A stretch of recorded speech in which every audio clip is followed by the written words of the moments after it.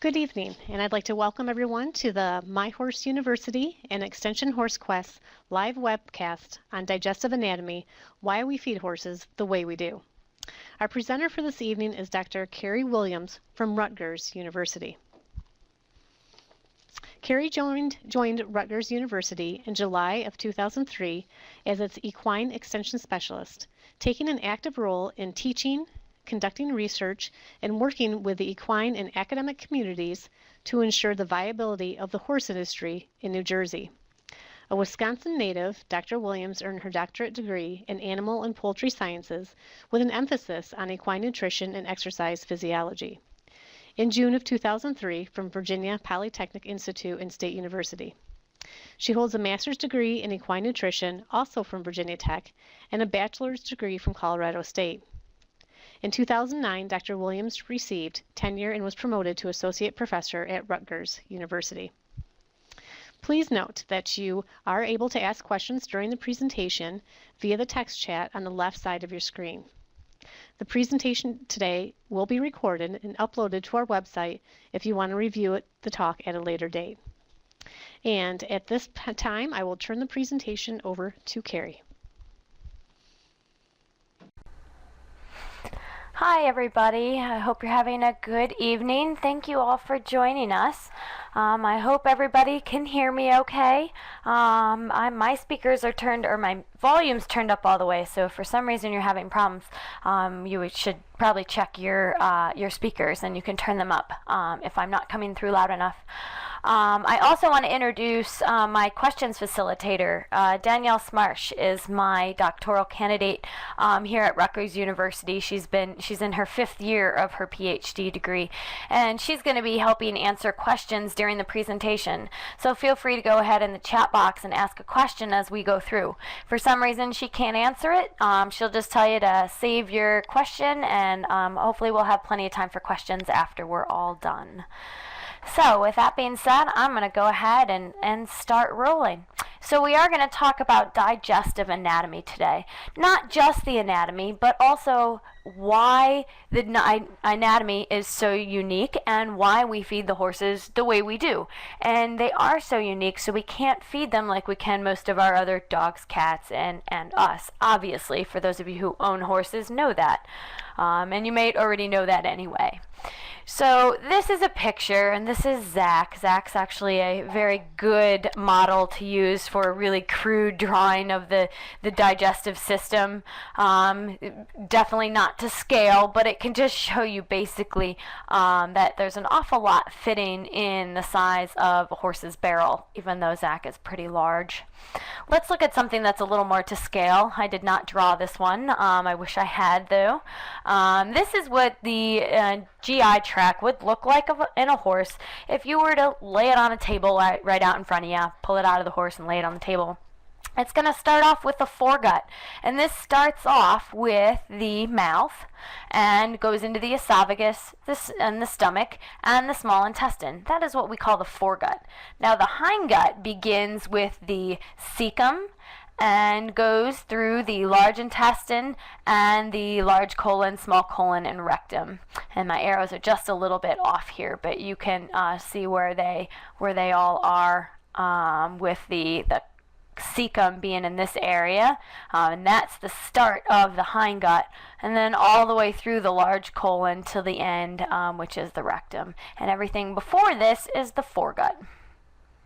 So why does that matter? Well, let's start off with the mouth. That is, again, the start of the digestive system.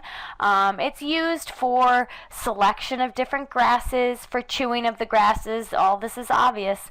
But it really starts the digestive process in the mouth by the saliva that is produced, helping the horse swallow, but also helps to excrete some enzymes, which help to start breaking down the nutrients that are in the actual foods before it's even swallowed. Now the horse's teeth are very unique as well. They have incisors, so they have 6 incisors in the front on the top and the bottom, which helps them pull out the forage from the grass, like you see this horse doing in this picture. And then it moves the grass and hay, if they're eating that too, to the molars in the back of the mouth, which helps grind the food down. Now, horses' teeth are, again, unique because they have, and this is a picture of an older horse, you can see his teeth in the front are the incisors, and then the molars in the back. He has quite a few. Now there is a problem with this mouth, and it makes it so that we have to do what's called floating. Many of you may have already known very well that you need to float a horse's teeth at least once a year, some of them even 6 months out of the year, to make this mouth smooth. You can see how this one kind of has a wave to it. We call that a wave mouth. If any one of these teeth were to be missing, the bottom teeth would actually grow up into the top because they are continually erupting, which is again why we need to file them down continuously to create a smooth surface. Get rid of any of the hooks that are present, any of these points.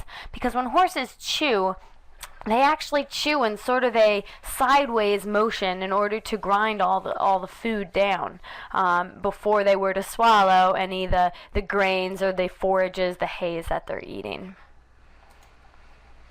Now, one of the big problems that can be caused in the esophagus, which is the next part down from the mouth, is choke. This picture here demonstrates what it looks like upon gastroscopy in the esophagus. It's basically just a big wad of hay or grass that can clog the esophagus. Now, unlike in people, when we choke, it's very bad because we can actually suffocate as well while we're choking. Well, the horses don't have the same anatomy, so they can actually still breathe when they're choking. However, you will see a lot of foaminess sometimes coming out of the nose as well. And really what has to happen is you need to get a vet in there, and they need to help flush the contents that are in the esophagus down the esophagus. So while it's serious enough to need to be taken care of right away, it's not as serious as a human choking. And if anyone ever figures out how to do the Heimlich maneuver in horses, please let me know. So now let's move on to the stomach. The stomach is actually fairly small compared to our 1,100 pound or 1,000 pound animal.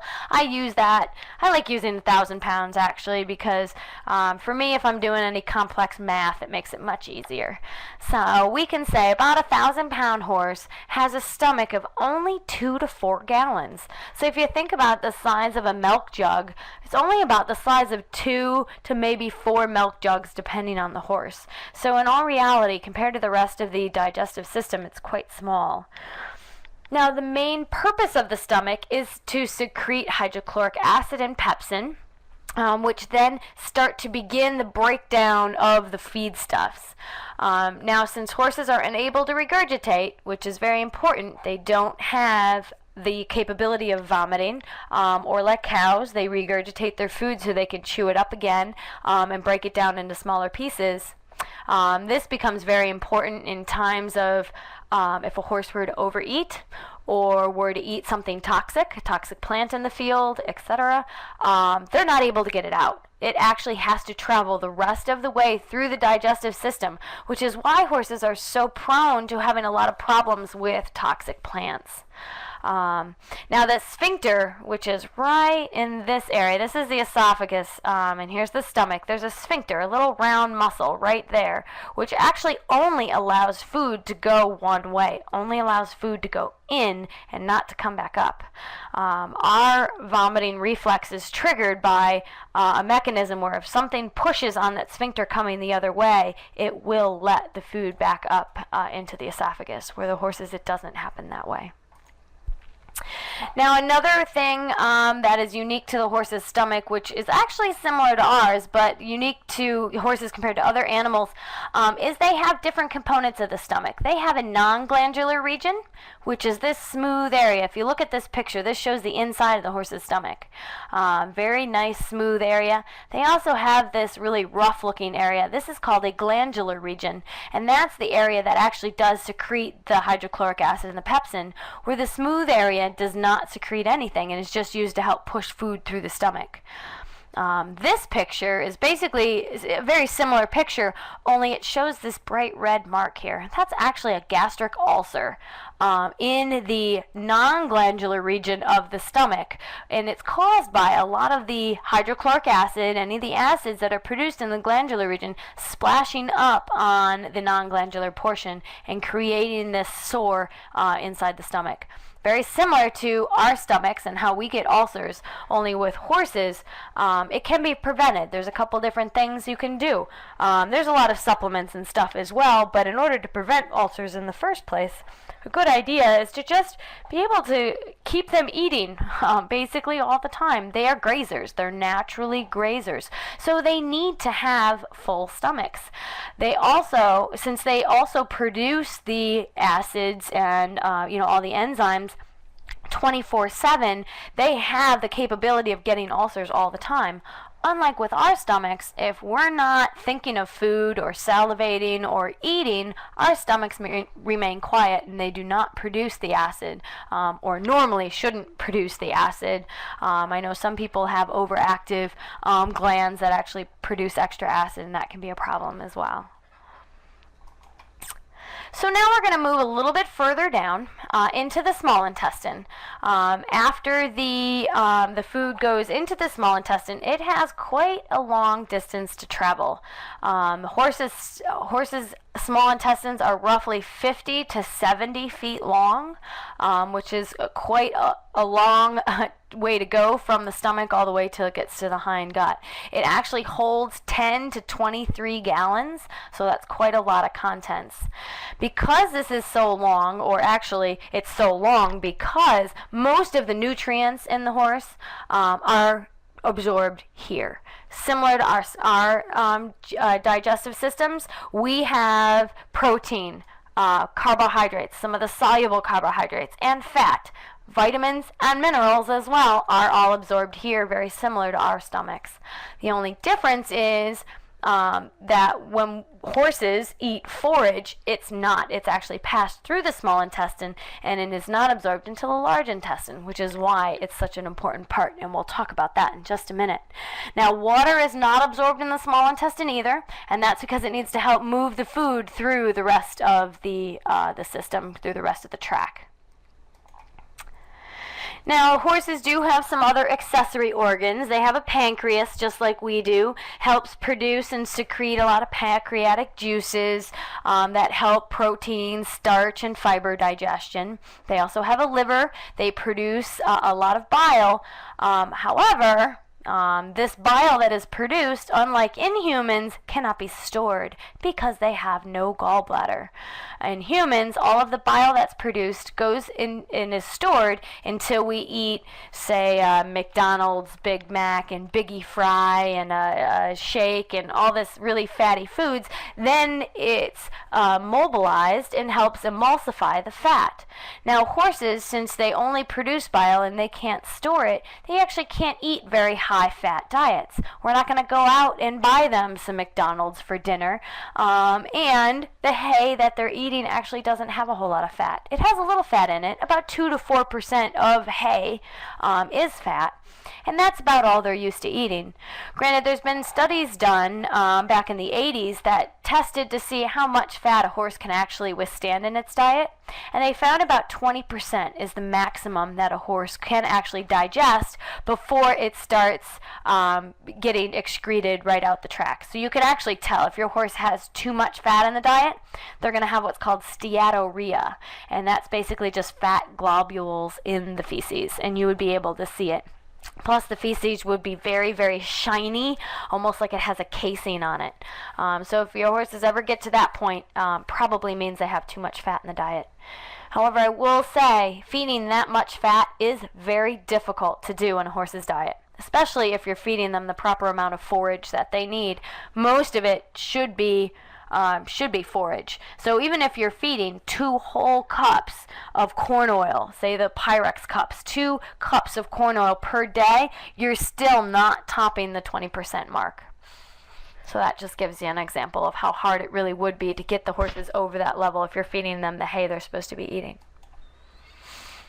So now we're going to move on to the large intestine. Now the large intestine comprises of the cecum, the small and the large colon, and then the rectum. Very, very important for forage fermentation, like I mentioned. The hay, which is the biggest portion of the horse's diet. And then it also absorbs the water. Now this picture, this is literally what the GI tract of a horse looks like if you were to take it out and throw it on the table. I don't recommend this, however. This is actually a pony, so it's a little bit smaller than the average horse we're talking about. And you can see the stomach is on the bottom side of your slide through all of that long, small intestine. Right here is where it enters into the cecum. And that just goes in and comes right back out the same way, and then the large colon, and then the small colon before it comes out the rectum. And then all of that area, that is the part of the large intestine. So let's start with the cecum. Very, very, very important part. Liquids are all passed into the cecum. It's about 3 to 4 feet long and holds 7 to 8 gallons. They call it nutritionists call it a blind sac, because basically it goes in and it comes out on the same end. So it goes in and it's very muscular, and it kind of acts like our stomachs do, churning and mixing up all of the hay particles and the juices and everything that's needed. Now, if they were to eat any of those toxic substances, toxic weeds, plants, whatever they find, it travels all the way through the small intestine and is not detoxified until it gets to the cecum. And then it can start a detoxification process.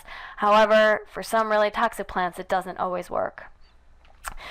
Now, the cecum, another very important portion of it, not to just break up the food particles and detoxify the substances, but it also contains bacteria.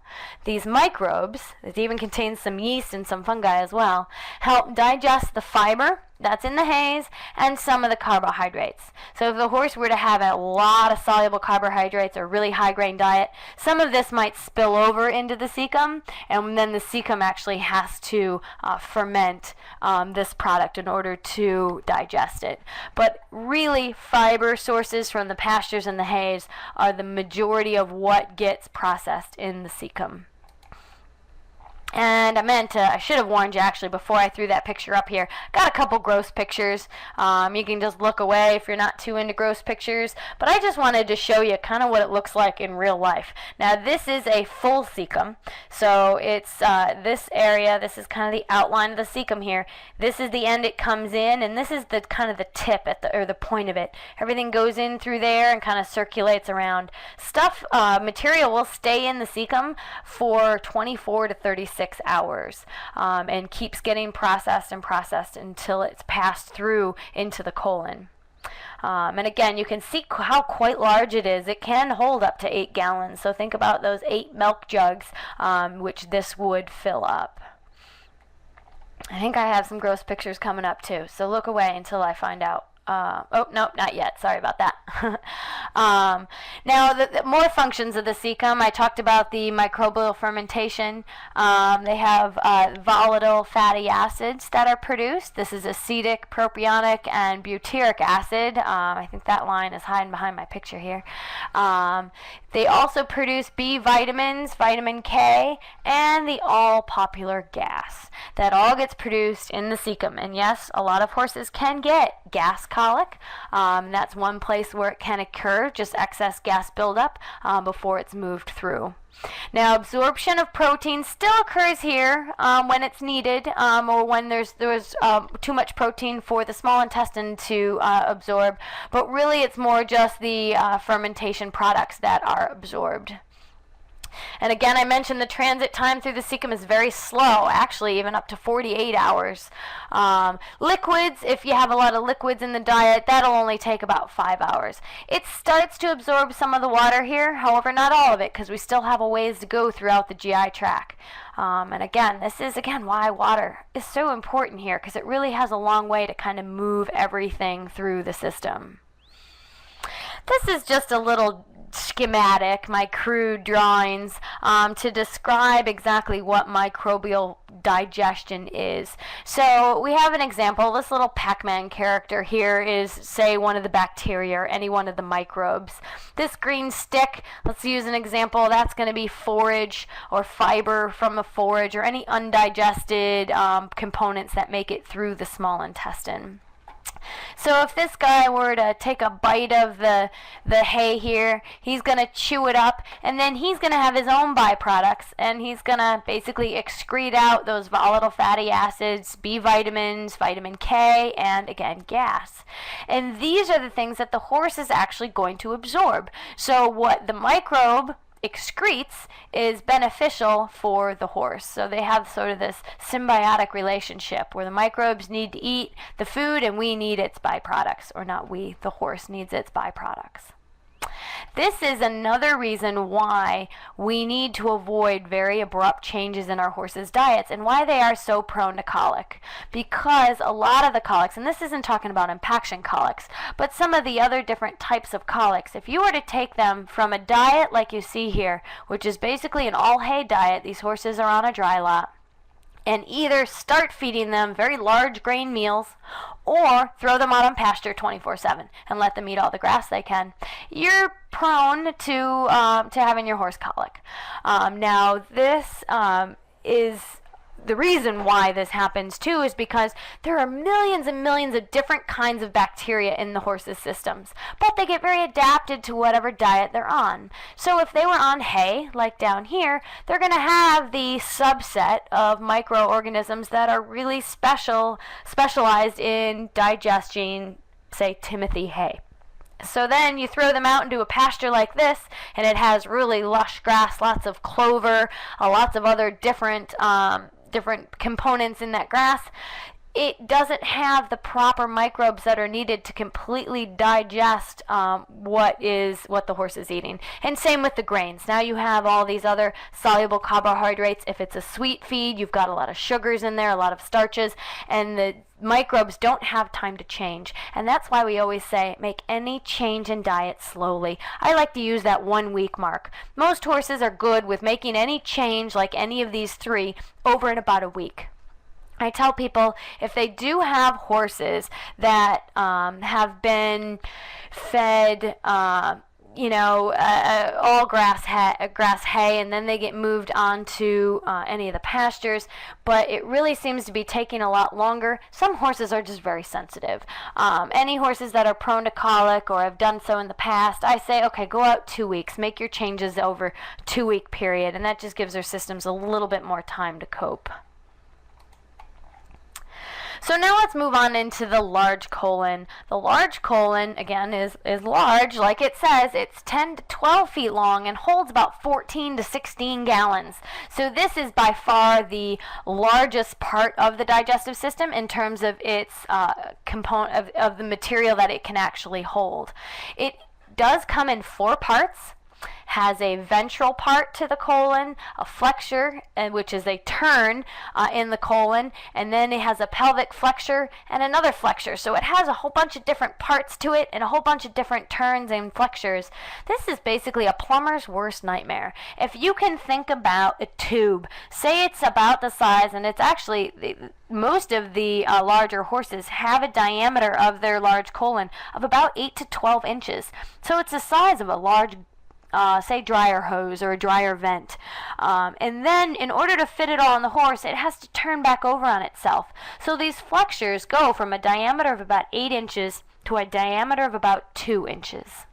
and it flips over on itself, and then it gets bigger again, and then the next flexure gets smaller and flips over on itself, and then it gets bigger. So these are all points. All of these flexures here are very common places for impaction to occur, which is another reason why horses need access to fresh water a lot, especially if they're on a large forage diet. And here are some of those gross pictures. Sorry, I didn't warn you if you wanted to turn away. But this is the large colon, and you can see one of the flexures right in this area. Very large part here to the ventral colon. One of the flexures flips over on itself and continues, and then there's actually one more. You only see one flexure here. And this is a common site of impaction. Got one more picture for you coming up. If it were opened up, this is the same large colon opened up, you can see what the contents looks like. It actually just looks like unformed feces, really. If you zoom in and take a closer look, it basically is just particles of hay, grass, everything's mashed up, and it's what's going to form the fecal balls, which we will talk about in just a minute when we get to the rectum. So now the small colon. The small colon does have an important role, even though it is much smaller, obviously. It's still about 10 feet long, but only holds up to about 5 gallons. The diameter of it is anywhere from 2 to 3 inches. And its main function is to finally absorb the rest of the water. All of the water that is needed will be absorbed. This is where also the fecal balls will form.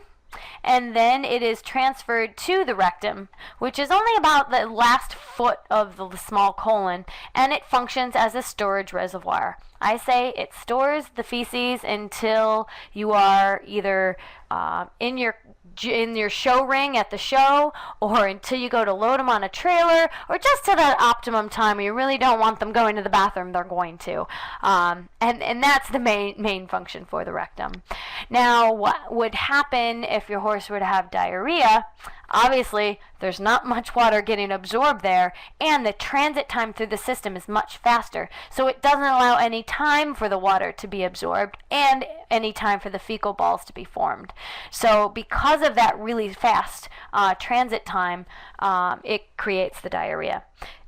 If your horse were to have diarrhea or constantly lose stool, it becomes even more important to have them completely hydrated, because they're not absorbing enough of the water normally. You're going to need to add more water to them. And there's a whole host of reasons why your horse were to have diarrhea.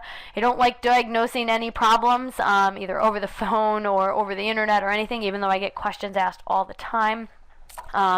It's very, very important for you to call your veterinarian if your horse does have frequent or recurrent diarrhea, because there are so many different problems that it could come from, and you really need to get to the bottom of why your horse has a lot of diarrhea. So let's just recap all of the anatomy, and then we're going to talk about different feedstuffs and what happens to each of the feedstuffs in the different parts of the digestive system and the tract. So we talked about water. Water is not digested because it's already in its smallest molecule form. However, it is absorbed through the gut wall in the colon. So it starts slightly in the cecum, but mostly in the colon. Now, protein is one of the first things that gets absorbed. That starts right off in the stomach, and even some just a little bit in the mouth with the saliva. But the most of it is going to be in the small intestine, both digested and absorbed in the small intestine. And you can see how important the small intestine is, because everything else, pretty much, any lipids, any of the very simple carbohydrates, or complex like starch. Starch is a bunch of glucoses just put together, but they're put together very loosely, so they're very easy for an enzyme to come along and just cleave those glucose molecules and make it very easy to digest and absorb. But all that happens in the small intestine. And then any of these structural carbohydrates that are part of the fiber, any of the hay, pasture, etc., is going to be digested and absorbed in the large intestine, which starts again at the cecum and moves through the colon. Now, horse is also monogastric. That's why I put this terminology up there. We'll just recap one more time this way. It goes from the mouth to the stomach. After the stomach, that's where protein digestion starts, moves down to the small intestine, and again, that's where digestion of and absorption of pretty much everything else that we talked about, the protein, lipids, simple carbohydrates. Then we move on to the cecum, where we have the complex carbohydrate fermentation, and then the colon, where you have more complex carbohydrate fermentation and the absorption of water. So that was kind of the recap of everything that goes on in the small intestine. Now what I want to do is move on and talk about grains and forages for horses. So we're going to break up each of the categories of feeds. We're going to talk about the different nutrients that they're important for, and again, why some of these might be more important or more useful to horses than others. Overall, we can classify our feeds for horses in two main categories. The first category, which is the most important, is roughages. Roughages includes obvious things like hay and pasture. They're going to be very high in fiber, fairly low in energy, and this is on a kind of a per gram basis, so they're going to be very bulky, like down here, their density is very bulky. I have here lower cost. I don't know if I really agree with that anymore, especially now the way hay prices have been going. I know many parts of the country, especially during droughty times, and even some in the floods, it's definitely going to be a lot more costly, especially for some of the good quality alfalfas, etc. Now, protein in most roughages are going to vary as well, quite largely, especially depending on if you have a grass hay or a legume hay. Then we have concentrates. Concentrates are pretty much everything else, and we'll include a lot of different supplements as well. So we're going to include them all as concentrates. They're going to be fairly low in fiber, because if any sweet feed or any commercial product that you have is going to be high in fiber, it's going to include some roughage. So concentrate alone, any of our grains, oats, barley, corn, etc., is going to be fairly high in energy. Again, the protein is going to be pretty variable. The cost, I would say, is variable. But the density here is going to be quite high. So if you were to take a scoop of grain and a scoop of chaff, which is just chopped up forages, it's going to be definitely a lot heavier with the concentrate than it is with the hays and the chaff. So let's focus on roughage here a little bit. Sorry about that. Let's talk about some of the roughages here. Now, roughage, again, we mean pasture and hay. Now, horses should consume at least 1% of the diet in hay. Now, this is per horse per day, so about a 1,000-pound horse should consume about 10 pounds of hay, and this is very minimum. A lot of nutritionists have actually increased this and said instead of 1.5%, they should actually be getting 1.5% of their body weight per day. So again, this 1,000-pound horse, 10 to 15 pounds. Now, I know a lot of horses out there can also get a full diet, their full and complete diet in hay, and it should be about 20 pounds. Total, horses can consume about 2%, and that's if they're not exercising or doing anything where they would need even more energy.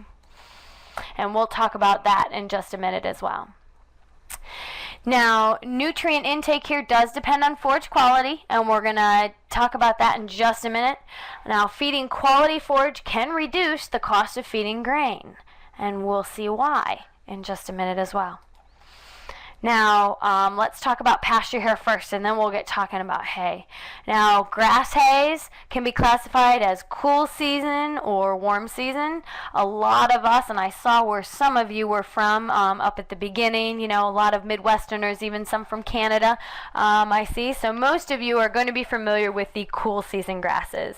Bluegrass, orchard grass, timothy, tall fescue are some examples of the cool season pastures. Now, pretty much anything south of, say, a line from about, Southern Virginia, North Carolina area, you're going to start to get some warm seasons sprinkled in. Some Bermuda grass, some blue stem, and some Sudan, some Bahia grass as well. And these are some of the warm season grasses that horses in the southern part of the country are going to eat. So let's look at more pastures. These pastures classified as legumes are alfalfa and clover. So here we have some alfalfa, has these tiny little leaves which are very full of protein, and some clover. And this is some red clover and some white clover there. And these legumes are much higher, let's go back that one, are much higher in protein. And much higher in energy. So while a lot of people think, and I'll probably say this again because this is one of my soapboxes that I have to get on at least once while talking about forages, a lot of people are under the impression that because alfalfa is high in protein, if their horses have too much protein, it's going to make them hot or have too much energy. The problem is it's not the protein. Protein actually doesn't go to form energy or to create energy. Only 15, that's 1.5% of the amount of protein that we or horses or anybody eats goes for energy. 1.5, that's it. All the rest of the energy comes from carbohydrates and from fats. So if you're feeding high alfalfa diet and your horse gets excited, it's probably because of the excess energy or the excess carbohydrates that are in the alfalfa and not necessarily the increase in protein. So we'll talk about that too just a little bit more when we talk about hay. Now hay is basically can be pasture that's been cut, dried, and baled. A lot of the same grasses, timothy grass hay, orchard grass hay, and then you have some Bermuda grass hay down south, etc. Alfalfa hay, etc. All these can be made into hays. There's mixed hays, orchard grass alfalfa. This picture actually looks like some really great alfalfa hay because it's all nice and green. And I had mentioned they have much higher protein, energy. This TDN is total digestible nutrients, which just mean that the amount of nutrients per gram in alfalfa, or per pound, let's say, in alfalfa is much higher than it is in grass hays, which again is why the cost does increase because you're getting more for your bang for your buck, I guess, than in the grass hays. But not all horses need it. Some do. There is a time and a place to feed alfalfa. I am definitely not against it. However, not all horses need it, and it could be a very waste of money. So now let's look at some quality hay. Now, we all should know that you never ever want to feed dusty or moldy hay. So let me give you a picture of that. I should have a picture there. Oh, that's not a picture. We can even go back. Let's look at some disgusting hay. There you go. Now, looking at that right away, you can tell that that is old hay that you would never want to feed your horse. All this white area here is a lot of mold. Could be very dusty. You can look at it and just see that the color is very brown. It's not very green. If you were to look even closer, you might see some weeds in there, something that's not grass that should be eaten or alfalfa. It would probably smell musty and dirty. Now, some of the things that we can't tell from this picture, but we can tell from these pictures, are the plant maturity. Now, the less seed heads you see, and see, I can tell this is timothy hay because this big long seed head here, here's another one here, and here. There's a lot of seed heads in this hay. That means it's more mature. Grasses grow and then they produce a seed head.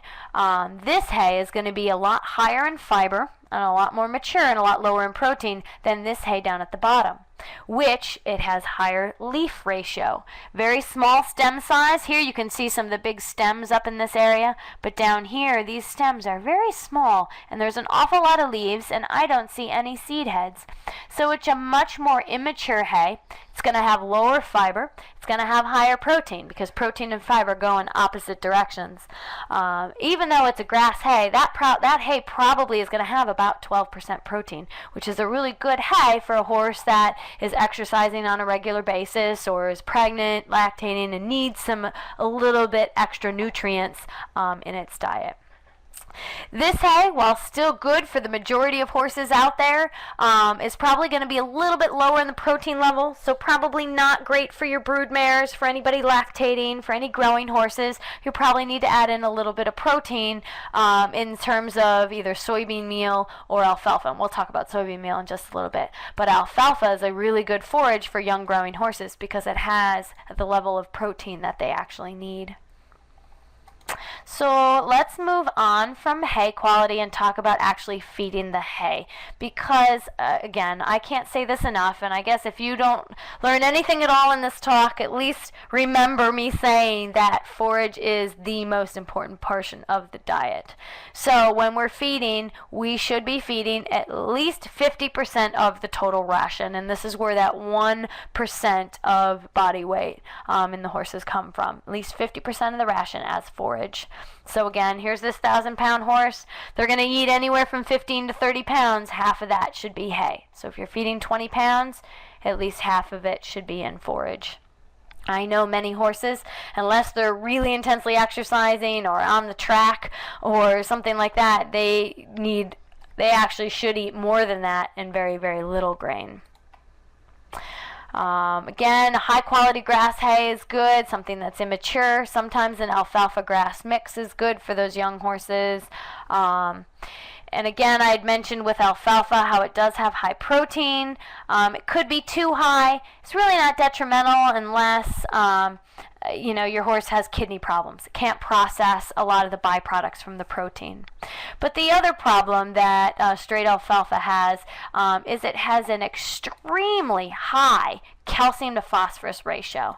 It's about 6 times the calcium as it is to the phosphorus, which isn't as bad as if it was the other way around. You never want higher phosphorus. You want about a 1:1 to 2:1 ratio in your calcium to phosphorus. If feeding alfalfa for a very long time, and I've seen this happen, a horse is 30 years old, it's been fed alfalfa every day of its life because it's in the west, in Colorado, and they make impeccable, beautiful alfalfa.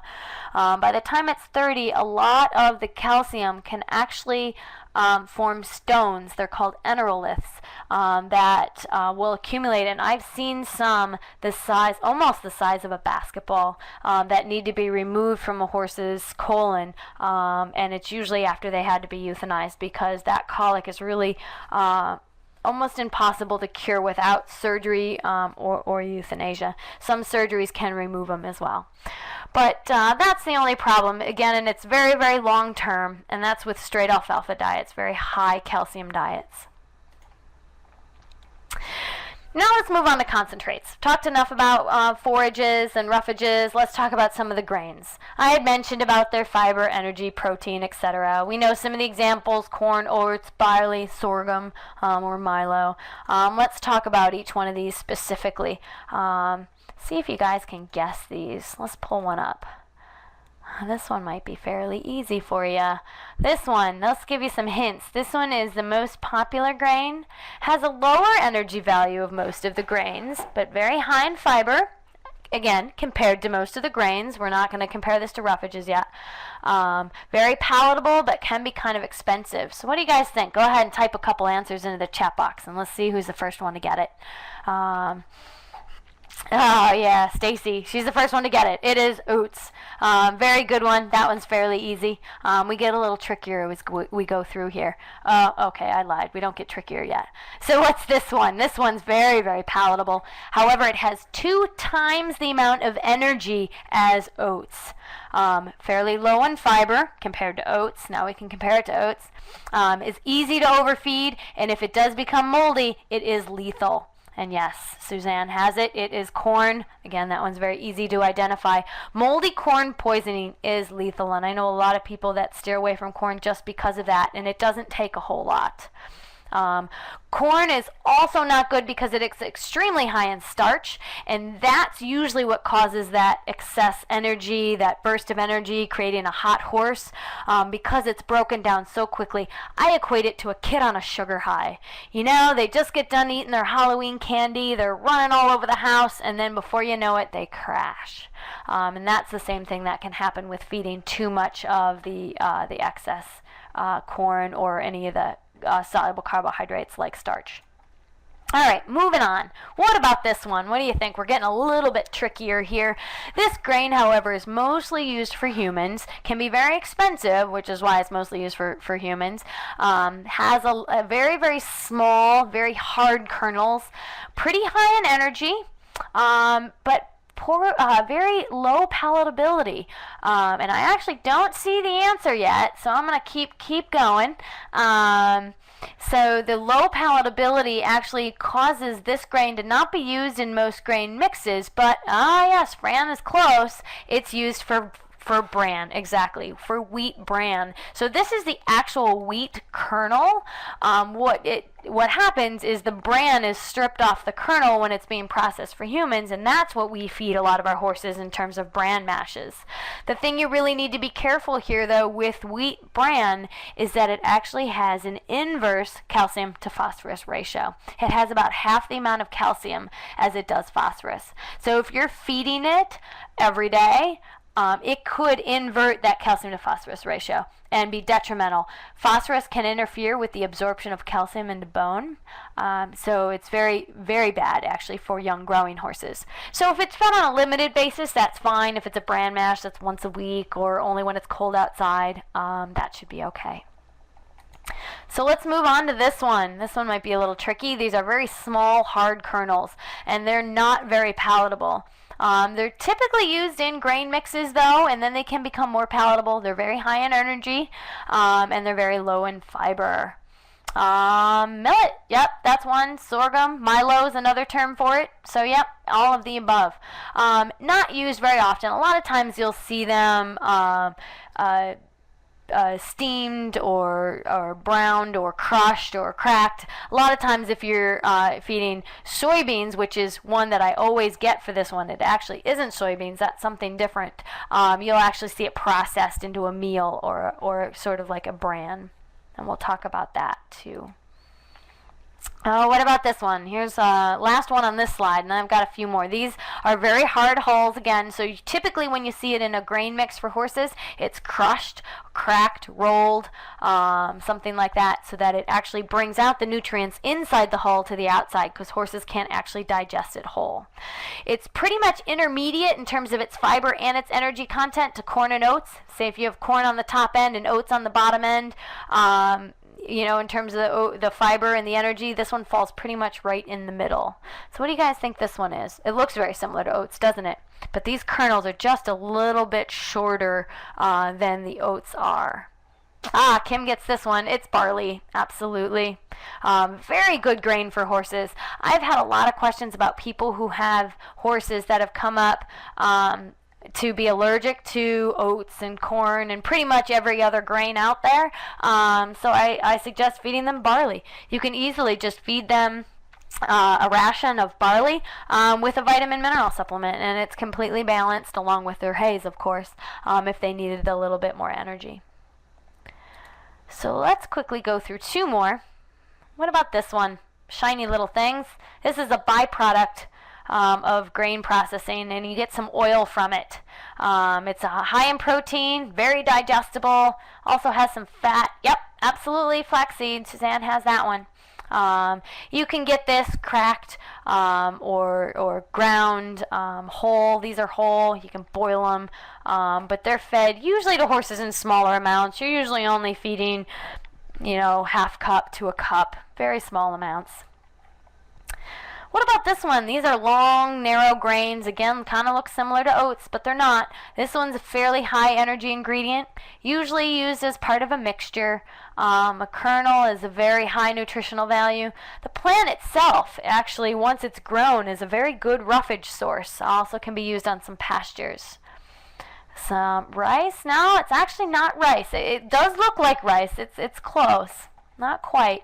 I know a lot of people who actually have this type of grass on their fields, and some use this grass as a potential hay source as well. It's not quite as common.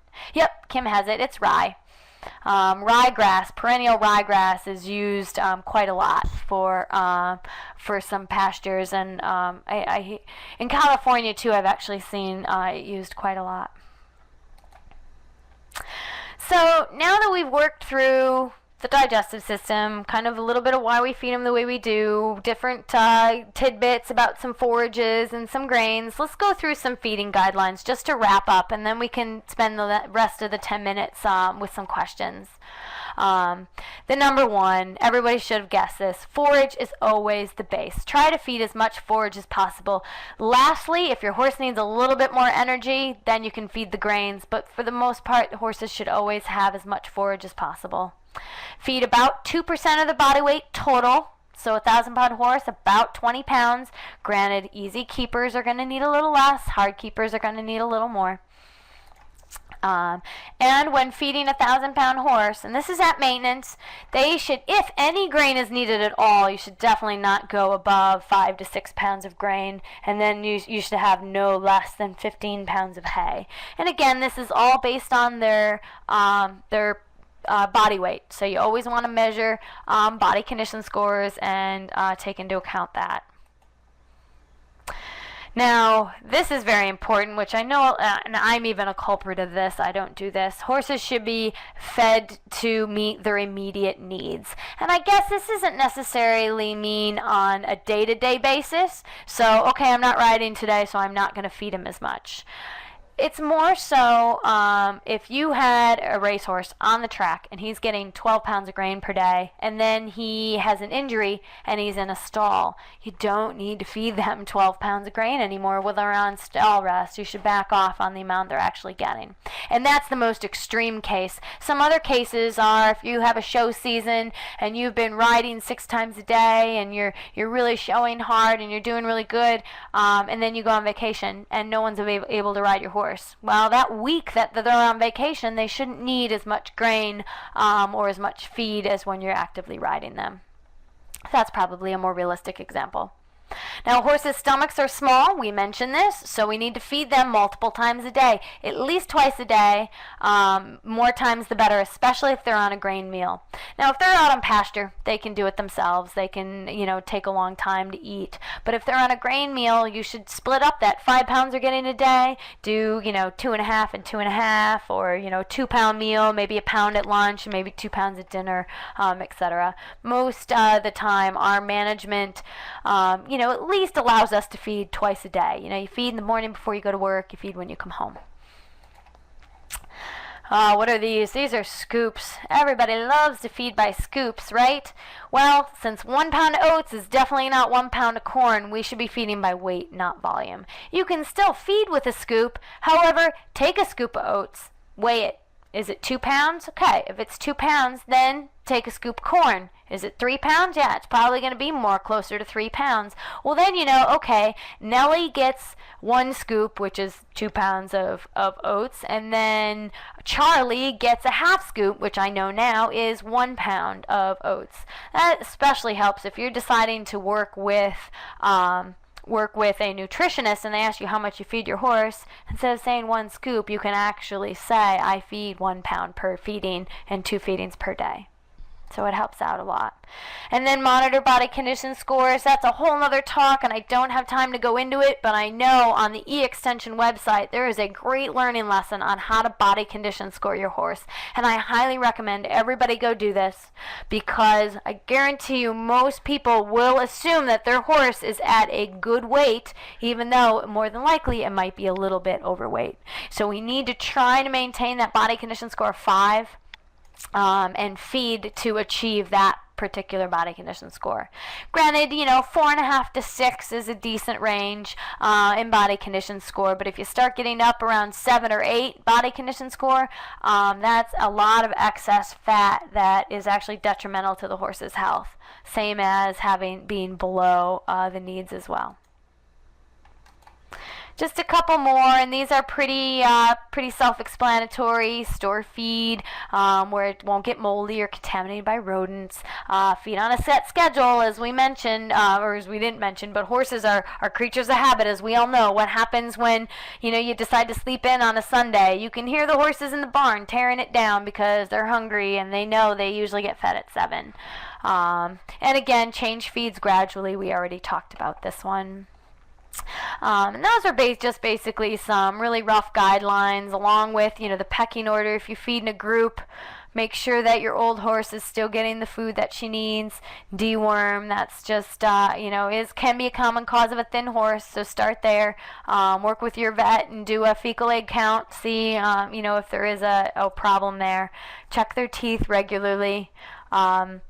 Now this one at the end, I still keep in there because it really depends on the area of the country you live in. If you're in a really sandy area, and actually South Jersey, New Jersey in the South is very, very sandy. You might as well be on a beach. I highly recommend all of my clients down there to feed off the ground because that will significantly reduce the risk of any sand colic or sand impaction. It also prevents a lot of the dust inhalation. However, I know a lot of people like to have it on the ground because it's more natural. Your horse is eating grass off the ground, and it helps, just keep them in a very natural state, and that's fine too. But it really kind of depends on your area. Just want to wrap up. That's really all I had. I would love to take some more questions. I see we do have some more time left for some questions, but that's all I had in my talk. I also want to thank, and her name didn't get on here as an acknowledgement, a colleague of mine, Dr. Amy Burke at the University of Maryland. We do a lot of sharing of slides and things and pictures, and she actually gave me some of the pictures and slides that I used here today, so I wanted to make sure she got credit for that. And I always say if anybody doesn't get a chance to ask any questions, feel free to email me. There's my email. We also have a lot of resources on our website, the Equine Science Center website at Rutgers, as well as the E-Extension. They have a lot of great nutritional resources as well. And Laura, actually, that's a good point. Where did I say to go for body condition score? You can go to www.extension.org/horses. So let me see if I can quickly I'm just going to type it in for you. There you go. You can go right there, and they have a bunch of different learning lessons. We have from pasture, owning your horse, management, training, body condition scoring, bits, you name it. There's a lot of different resources on the E-Extension website. So I will see if there's any other questions that either Danielle didn't get to answer while we were talking. I kept seeing a lot pop up, and that was great that you kept her busy. But let me know if there's anything else that might not have gotten answered, or if anybody wanted to wait and ask any questions now.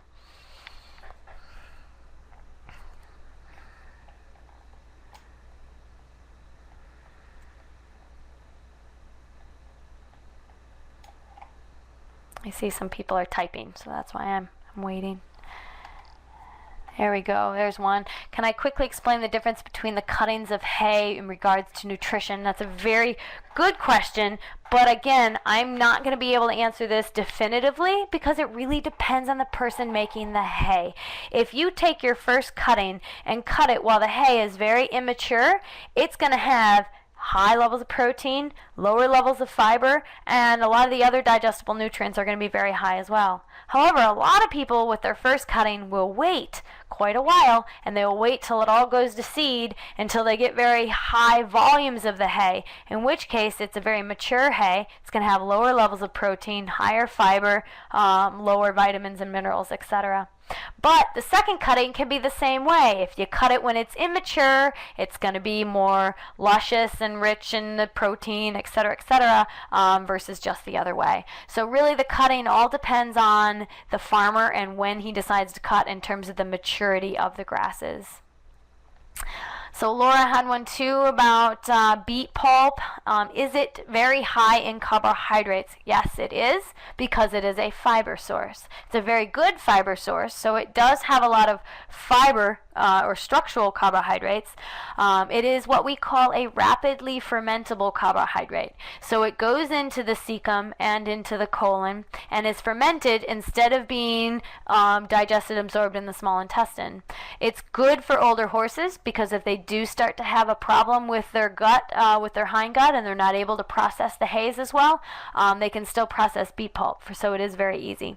It should not be high in sugars and starches, though. Beet pulp, especially if it doesn't include molasses. Now, you can find beet pulp that is not mixed with molasses, but you have to read the feed tag and be careful.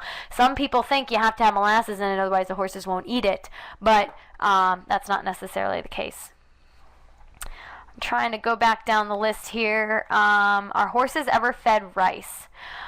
Rice itself in this country is not used much for horses. The main reason for that is because, similar to wheat, it's very expensive, and the grains themselves are more used for humans because it's more of the human grade type feed. What we do use, again, very similar to wheat. It's a very similar product to wheat in our industry. We use the bran. We use a lot of rice bran in our feeding of horses. It's very high in fat. It's also high in fiber. So a lot of those unthrifty horses or the hard keepers do really well on an additional fat source. I like to recommend rice bran a lot just because it is also high in fiber. It tastes really good. Horses love it. If you need to add an extra pound or two on in the winter, that to me is the ideal way to go. Add in a pound or 2 pounds, depending on the size of your horse, rice bran in the winter, and it'll actually put a lot more condition on them than what you're used to. So a very, very good product. Good questions. Kim asks, I've always been told that corn oil is really bad to feed my horses because they have no gallbladder. Yes and no. And as we mentioned, horses can actually process 20% fat. So if you were to feed them even a half cup of corn oil per day, they'll be fine. They're still probably not even close to 5% fat in their diet, even with only a half cup of oil.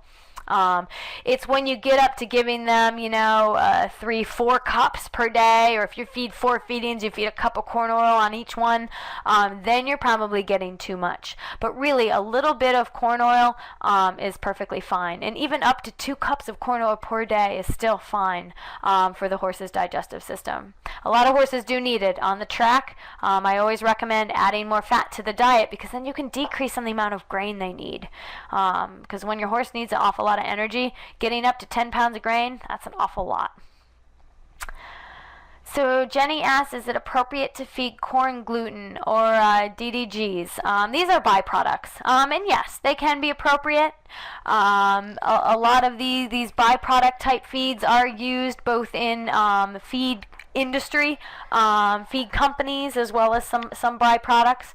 They can be much cheaper than a lot of the other feeds. You just have to, and I would actually be cautious if it doesn't come with a nutrient analysis, meaning if you don't know how much protein, fat, vitamins, and minerals, etc. are in any of these products, I would send some out for testing. There's a bunch of different labs across the country where you can send hay, pasture, forage, anything you want to get it tested. And then you will be able to tell, okay, what's in it, and am I going to be throwing off my horse's diet by feeding any of these? Any of these products are good in low to moderate quantities. I would still rely on forage as the base of the diet before using any of those. Do some older horses have digestive problems like some older humans? Absolutely. Horses are very similar to humans in terms of this because their digestive processes do decline over time. Some horses, maybe when they reach 20, are starting to be geriatric because of an impaired digestive process. However, some can be 35 and still be just fine in terms of their digestion. It really depends. 30 plus years ago, our deworming protocols and our dewormers were not as good as they are today. So parasite infestation is actually a leading cause in a decrease in digestion, like in a lot of older horses. Just because of that, they can actually destroy a lot of the cilia and a lot of the interior of the digestive tract, which will decrease the efficiency that they're able to absorb things. And there's ways you can deal with this. A lot of nutritionists, and I actually work with Dr. Sarah Ralston at Rutgers University, who's done a lot of work with feeding the older horse. And there's a lot of ways where you can actually get them to stay fit and healthy. So Renee says, is beet pulp with molasses okay to feed with primarily alfalfa hay? It's okay. you really, if you're feeding a really good source of hay, you wouldn't really have to feed beet pulp. You shouldn't need to at all. Alfalfa hay is going to pretty much have everything your horse needs as its feed source. So really, you shouldn't even need beet pulp. It wouldn't add anything additional. The one time I can see it being good is if you have, say your horse has arthritis and it needs a joint supplement. You obviously can't feed a joint supplement on top of alfalfa hay. So what you can do is you can add a little beet pulp to the diet, moisten it with some water, and then add in the supplement. The molasses will encourage them to eat as well, and they'll eat up the supplement. So same with ponies, fat little ponies that don't need anything, but they'll tear the barn down if they hear their next door neighbor getting a bunch of grain. You can feed them a little handful of beet pulp too. It's really high in fiber. It doesn't have a whole lot of energy to it. Can molasses and beet pulp be smelled when soaked? Yeah, it's going to have a sweet smell. Usually with beet pulp though, and the problem which I see a lot is people leave it in their barns, especially in the summer. They'll leave it all day or all night soaking, and that's bad. It's actually going to start to ferment itself in the hot weather, and it'll start to go bad. And that's sometimes even what that really sweet smell is if it's left out too long. Beet pulp really doesn't even have to be soaked. Even if you only do it for 30 to 60 minutes, it's fine. You really don't need to do it the whole time. I always tell people when you first get to the barn, throw some water on it, go feed all the horses hay, do whatever you have to do, and then go back and feed it, and it'll be about 30 minutes later. Shredded or pellets, I really don't think it matters. Whatever your barn prefers. It has the same nutrients in it, so it really shouldn't matter in terms of what you're feeding. I think we're running out of time, but I'll do one more question since it's up here. 2 flakes of orchard and a half flake of alfalfa plus beet pulp works. Put weight on when needed in the winter. Okay, that was a comment. Yeah, and I guess since we are talking about flakes and things here, it really is going to depend from part of the country to part of the country, because I've seen flakes be as small as 1.5 pounds to 2 pounds, and I've seen flakes as heavy as 4 to 5 pounds. So that could be the difference of feeding 5 pounds per day or feeding. Well, first of all, we'd like to really thank Carey for this presentation this evening. This was definitely a fantastic presentation. I think we all learned a lot. We'd also like to, of course, thank Danielle as well for helping to answer our questions. And we'd like to thank all of our participants. It's been great having you here this evening. Just a couple other things to wrap up. We are going to send you all a survey in the next couple days, and so if you could quickly fill this out for us and give us some feedback on the webcast, it would help us as we plan our future webcasts. And also, we'd like to let you know about our upcoming webcasts that we have. First of all, our October webcast is going to be on the topic of protein requirements for horses, and this is going to be from Dr. Holly Spooner from Middle Tennessee State University. It's going to be on October 23rd. And we also have one in November. The title for that one is Equine Energetics. So we hope that you can join us for those as well. So also, just want to do one more thank you to everyone for attending tonight. Make sure to join our herd on Facebook or Twitter for up-to-date information on our events, our online courses, and everything else that we offer. And also just wanted to remind everyone that the webcast this evening is being recorded. So if you want to check it out again, you definitely can. It's going to be posted to our website within the next couple of days. And you can send any questions you have to info@myhorseuniversity.com. So thanks again, and I hope you have a great evening.